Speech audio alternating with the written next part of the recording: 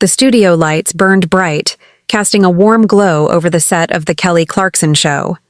The audience buzzed with anticipation, their energy palpable as Kelly Clarkson, all smiles and Texas charm, leaned forward in her chair. Her guest, country music legend Tim McGraw, settled into his seat. Dressed in a tailored black blazer and his signature cowboy hat, he exuded quiet confidence. His latest album had just dropped, and the interview was meant to be a celebratory moment, a chance to talk music, life, and the road ahead.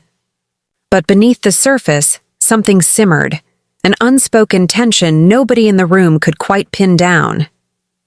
Kelly, ever the natural conversationalist, kicked things off with her usual warmth. "Tim, it's so good to have you here," she said, her voice carrying that infectious enthusiasm that made her show a hit. "This new album, it's raw, it's real, it's got folks talking. What's the story behind it?" The crowd cheered, and Tim offered a small smile, tipping his hat slightly. He spoke about late-night writing sessions, inspiration found on the road, and how the songs poured out of him after years of touring. But his answers were clipped, his tone measured, as though he was holding something back. The audience didn't notice at first, caught up in Kelly's easy banter and her ability to make every guest feel like an old friend. When she asked about his collaborations with younger artists and the evolving country music scene, Tim's responses grew sharper, laced with an edge that made Kelly's smile falter. "I'm not here to chase trends," he said firmly. "I make music for people who get it, not for the ones scrolling their phones looking for the next viral hit." The audience laughed, thinking it was a playful jab, but Kelly sensed something was off. She pivoted smoothly, keeping the mood light. "Okay, but you've got to admit, some of these new artists are shaking things up. Like that duet you did, it's blowing up online. Fans are eating it up." Tim shifted in his seat, his jaw tightening. "Yeah, well, fans eat up a lot of things," he muttered, his tone carrying a bite that didn't match the room's energy. The crowd's laughter faded into an awkward murmur. Kelly, quick on her feet, tried steering back to safer ground, asking about his tour plans, but Tim cut her off. "Look, Kelly, I'm not here to talk about what's trending on some app. I'm here to talk about the music. Can we do that?" The room went quiet, the kind of quiet that feels like a held breath. Kelly's smile didn't waver, but her eyes did. She nodded, leaning back in her chair. "All right, let's talk music then. Tell me about the heart of this album." But the air had shifted and everyone felt it. Kelly's voice softened, coaxing him back into rhythm. "You've said it's your most personal work yet. What makes it so special to you?" Tim's posture stiffened, his hands gripping the armrests until his knuckles turned pale.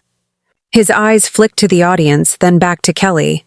For a moment, it seemed like he might soften. "This album," he began, his voice low, almost gravelly, "is about the things that matter. Family, struggle, the stuff that keeps you up at night. Not the noise out there." He gestured vaguely toward the audience, or maybe beyond the studio walls. Some in the crowd nodded, a few clapping softly, but the energy was uneasy, as if they were waiting for a punchline that never came. Kelly seized the moment, trying to build on his words. "I hear that," she said, nodding. "Your songs have always had that soul, that connection to real life. Is there a track on this album that's especially close to you?" Tim's jaw worked as if he were chewing on something bitter. "They're all close," he said flatly. "But I don't think people get it. They're too busy chasing clicks, chasing drama. They don't listen to the music. They just want a story to sell." The words landed like a challenge. Kelly's brow furrowed slightly. She was used to handling tough guests, but this felt different, personal. "Well, we're listening now," she replied, her voice warm but firm. "Tell us about one of those songs. Take us inside it." Tim leaned back, arms crossed, and let out a humorless laugh. "You want me to spill my guts for the cameras? For the headlines? That's not how this works, Kelly." The audience shifted uncomfortably, whispers rippling through the studio. Kelly's smile tightened, but she didn't back down. "I'm not asking for headlines, Tim. I'm asking for you. Your fans want to know what drives you. What makes this album different?" Her sincerity seemed to hit a nerve. Tim's eyes darkened, and he shook his head. You think it's about the fans? Half of them don't even buy records anymore. They just want a clip to share, something to make them feel like they know me. The studio suddenly felt smaller, the air thick with tension. Off stage, a producer signaled for a commercial break, but Kelly gave a subtle shake of her head. She wasn't ready to cut and run. Leaning in, her voice dropped lower, quieter. I get it, Tim. The industry's changed and it's tough. But you're still making music that matters. Why not share that with us? Why not let us in? Her plea was genuine, but Tim's expression hardened. He uncrossed his arms, leaning forward, his voice cutting through the silence. Because some things aren't for sale, Kelly, not everything's a performance. The words hung sharp and final, and for the first time, the audience seemed to realize this wasn't just an interview gone off script. Something deeper was unraveling. The studio lights seemed to dim, though they hadn't changed. As Tim McGrath's words settled over the room like a cold front, Kelly Clarkson sat back in her chair, her hands clasped tightly in her lap, her face a careful mask of composure. She'd handled tough moments on air before, but this was different. Tim's words weren't just sharp, they were personal, and they cut deeper than the usual talk show banter. The audience, sensing the shift, sat frozen, their earlier enthusiasm replaced by a collective unease. Offstage, the producer's hand hovered again over the signal for a break, but Kelly's eyes flicked toward him. With a subtle shake of her head, she made it clear she wasn't done yet. I hear you, Kelly said, her voice steady but edged with intensity. Not everything's a performance, but you're here on this stage because you've got something to share. So let's talk about that. What's one thing you want people to take away from this album? It was a lifeline, a chance for Tim to pull back from the edge, to find common ground. But he wasn't taking it. He leaned back, his cowboy hat casting a shadow over his eyes, and let out a slow breath as if weighing whether to keep going or shut it all down. You know what I want people to take away? He said finally, his voice low but heavy enough to fill the room. I want them to stop turning everything into a circus. Music used to mean something. It used to be about the story, the feeling. Now it's just content, just another post to scroll past. I'm tired of it, Kelly. I'm tired of playing the game. The audience stirred, a few murmurs breaking the silence, but no one clapped. It wasn't a performance anymore. It was raw, unfiltered, and uncomfortably real. Kelly nodded, her expression softening, but there was a spark in her eyes, a hint of defiance. I get that, she said. The industry can feel like a machine sometimes, chewing up what's real and spitting out noise. But you're still making music, Tim. You're still out here pouring your heart into it. That's not playing the game. That's fighting it. Her words were earnest, a bridge built from her own experience. But Tim's face didn't change. He looked at her, then at the audience, and for a moment it seemed like he might say something to ease the tension. Instead, he shook his head, a bitter smile tugging at his lips. Fighting it, he repeated, his voice rising just enough to carry an edge. You think this is fighting it? Sitting here under these lights, answering the same questions, smiling for the cameras? This is the game, Kelly, and you're good at it. Better than most! The words hit like a slap, and the audience gasped, a low ripple of shock moving through the crowd. Kelly's smile vanished, her eyes locking onto Tim's. For the first time, she didn't have a quick comeback. No easy laugh to smooth things over. The producer signaled urgently from off stage, but Kelly ignored him. She leaned forward, her voice calm but firm. That's not fair, Tim. I'm here because I love music. Same as you. I'm not your enemy. The room was silent now, the kind of silence where every cough, every shuffle of feet felt like an intrusion. Tim stared at her, his expression unreadable. For a moment, it looked like he might back down. But then he stood abruptly, his chair scraping sharply against the stage floor. Maybe not, he said, his voice low. But I'm done with this. With heavy steps, he turned and walked off the set, leaving the audience stunned, and Kelly alone under the lights. The echo of Tim McGrath's boots faded as he disappeared behind the curtain, leaving a void that swallowed the studio whole. The audience sat in stunned silence, their eyes darting between the empty chair and Kelly Clarkson, who remained motionless beneath the glare of the lights. Her face, usually so animated, was a mask of restraint, her lips pressed into a thin line, her hands still clasped tightly in her lap.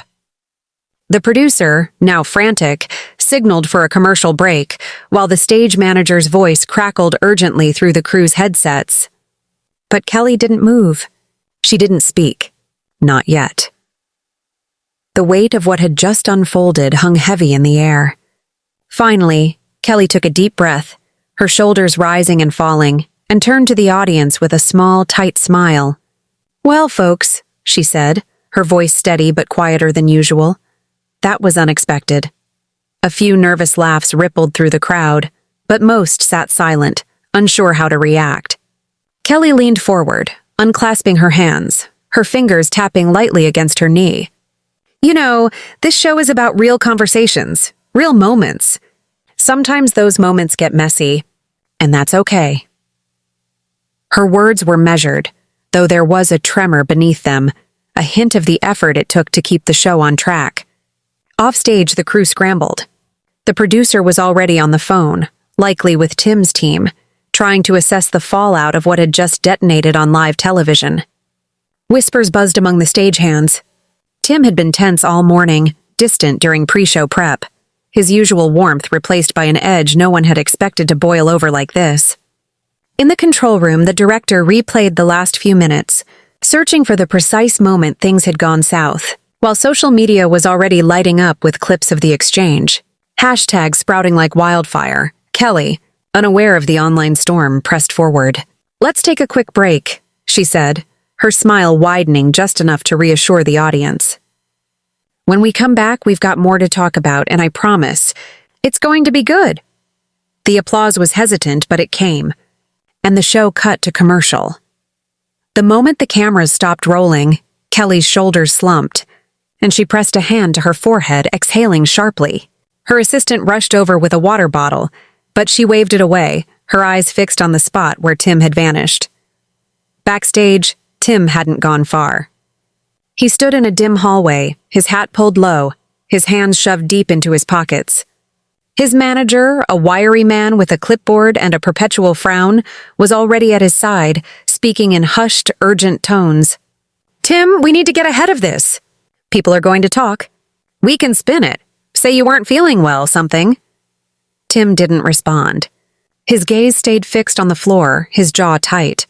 The manager pressed on. "You walk off like that, it's a story. You know how this works." Tim's head snapped up, his eyes sharp. "Let it be a story," he said firmly. "I'm not apologizing for saying what I feel." The manager sighed, rubbing his temples. Before he could argue further, a stagehand approached cautiously. "Mr. McGrath, Kelly's team is asking if you'll come back out. They're willing to rework the segment. Keep it focused on the music." Tim's expression didn't change, but something flickered in his eyes. A mix of regret and defiance. He shook his head slowly, deliberately. "I'm done here," he said, and turned toward the exit, his boots echoing with a finality that left no room for negotiation. The stagehand watched him go before hurrying back to the set, where Kelly was preparing to face the cameras again, alone. The studio hummed with restless energy as the commercial break ended.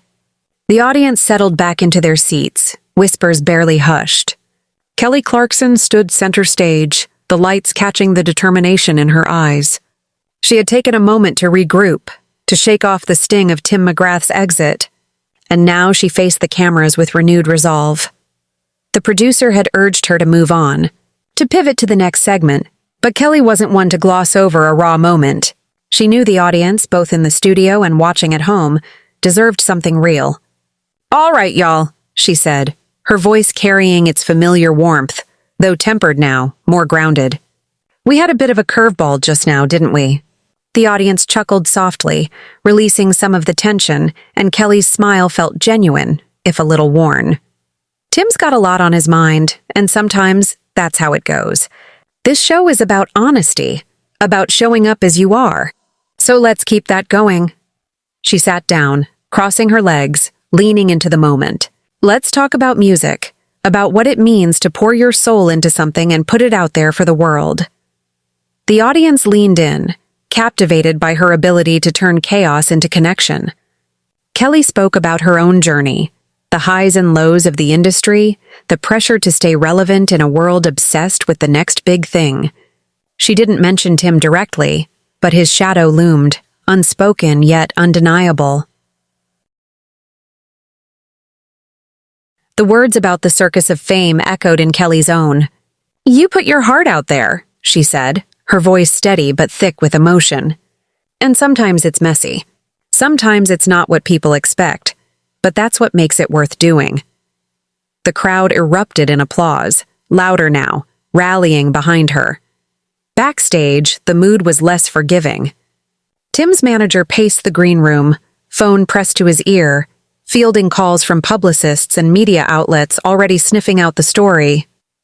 The clips were spreading online, dissected frame by frame with headlines screaming about a feud and a meltdown. The manager muttered under his breath, frustrated by Tim's refusal to play damage control.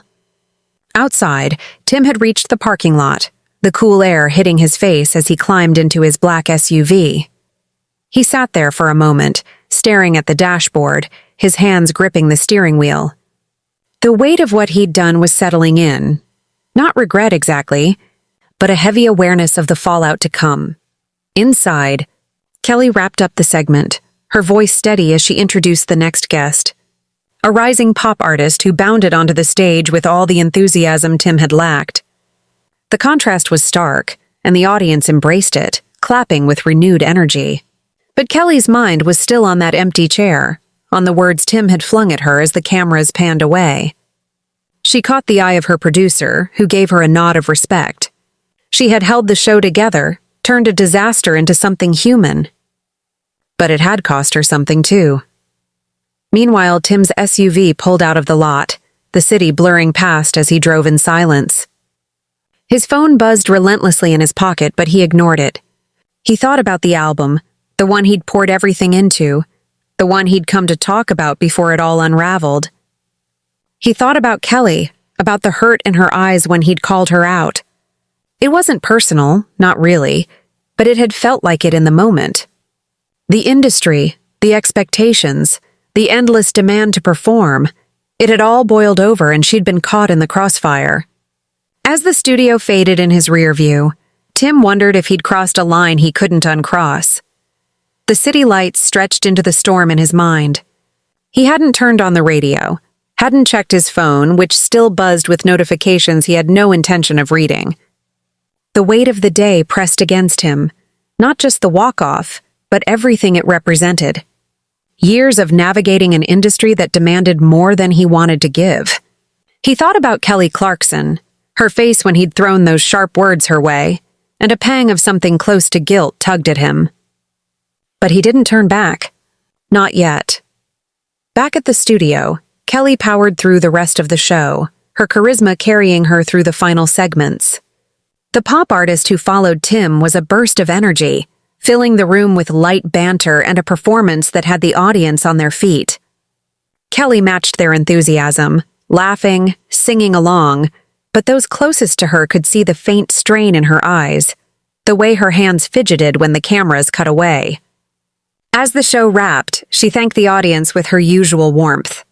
But the moment the stage lights dimmed, she slipped backstage, her smile fading. Her assistant handed her a phone already open to the flood of online reactions. Kelly scanned the comments, the speculation, the clips replaying Tim's exit. She set the phone down, shaking her head. "Let's not do this now," she said softly and headed for her dressing room. The internet was predictably ablaze.